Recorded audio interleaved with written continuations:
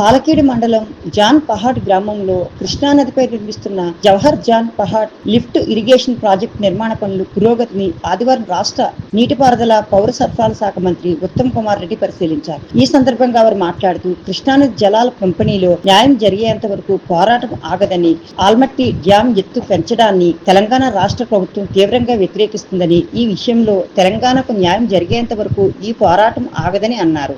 ఈ ప్రాంతం నుండి 6 సార్లు ఎమ్మెల్యేగా, ఒకసారి ఎంపీగా, 7 సంవత్సరాలు పార్టీ అధ్యక్షుడిగా ఉన్నానని, ఈ ప్రాంత ప్రజలు చూపించే ప్రేమానురాగాలకు కృతజ్ఞతగా ఉంటానని, బడుగు బలహీన వర్గాలకు చెందిన ఎస్సీ, ఎస్టీ, బీసీ, మైనార్టీ మహిళల జీవితాలను మెరుగుపరిచేందుకు 24 గంటలు కృషి చేస్తానని చెప్పారు.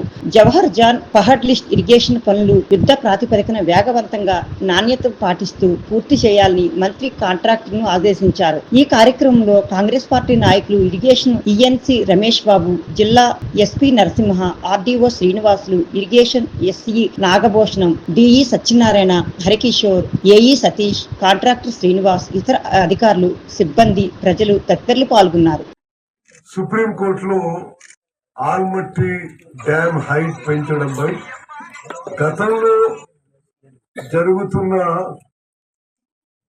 సుప్రీంకోర్టు విషయంలో నేనే స్వయాన రేపు రాత్రి ఢిల్లీ పోయి మళ్ళీ ఆ మన గేటు పెంచొద్దు, హైట్ పెంచొద్దు అని మేము తెలంగాణ ప్రభుత్వం తరఫున తీవ్రంగా వ్యతిరేకించబోతున్నాము.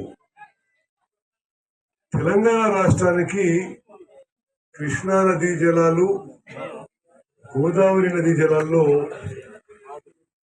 మా కాంగ్రెస్ ప్రభుత్వం, ప్రస్తుత కాంగ్రెస్ ప్రభుత్వం చేసిన తీవ్ర కృషి గత ఏ ప్రభుత్వాలు కూడా చేయలేదని చెప్పి నేను మనవి చేస్తున్నా.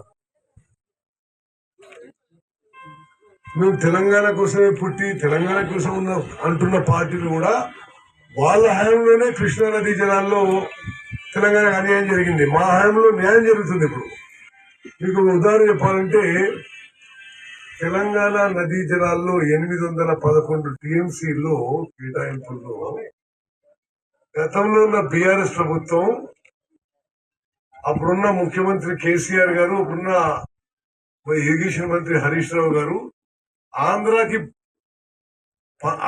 512 టీఎంసీలు ఇస్తూ మనకి తెలంగాణ రాష్ట్రానికి 299 టీఎంసీలు వాళ్ళు ఒప్పుకోవడం, లిఖిత పూర్వకంగా వాళ్ళ హయాంలో 10 ఏళ్ల పాటు అప్పచెప్పడం జరిగింది. మేము వచ్చిన తర్వాత అసలు అది కుదరదు, మనకే 70% నీళ్లు కావాలి కృష్ణా జిల్లాని మనం Krishna water dispute tribunal, British tribunal మీద వాదనలు వినిపించి ఆ కేసు తిరిగి ఓపెన్ చేయించి నేనే ఇరిగేషన్ మంత్రిగా స్వయంగా భారతదేశంలో ఏ ఇంటర్ స్టేట్ వాటర్ ట్రిబ్యునల్ లో ఏ ఇరిగేషన్ మంత్రి స్వయాన పర్సనల్ హాజరైన దాఖలాలు లేవు. నేను పోయినసారి కూడా హాజరైనా, ఇప్పుడు కూడా ఈ వారంలో కూడా ట్రిబ్యునల్ హియరింగ్స్ హాజరవుతున్నా. అదేవిధంగా కృష్ణా నదీ జలాల విషయంలో, గోదావరి నదీ జలాల విషయంలో తెలంగాణకి న్యాయపరంగా రావాల్సిన వాటాకి మేము ఏ రాష్ట్రంతో కొట్లాడతాం.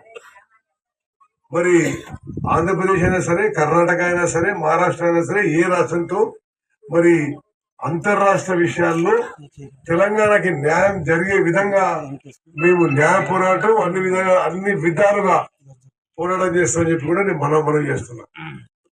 ఈ మధ్య కాలంలో కర్ణాటక ప్రభుత్వం ఏదో ఆల్మట్టిలో 5 మీటర్లు పెంచుకొని వాళ్ళు ఏదో చేస్తున్నారని ఒక వార్త విని మరి టిఆర్ఎస్ వాళ్ళు అడ్డగోలుగా మాట్లాడుతున్నారు. అది వాస్తవంగా గతం నుంచి కూడా మరి అన్ని ప్రభుత్వాలు కూడా సుప్రీంకోర్టులో వ్యతిరేకించినాయి. ఇంకా మేము ఇప్పుడు దాన్ని ఇంకా గట్టిగా, తీవ్రంగా అన్ని విధాలుగా కేంద్ర ప్రభుత్వం దగ్గర, సుప్రీంకోర్టు దగ్గర కూడా మరి వ్యతిరేకిస్తున్నాము. అది చాలా స్పష్టంగా మేము మనవి చేసుకున్నాం.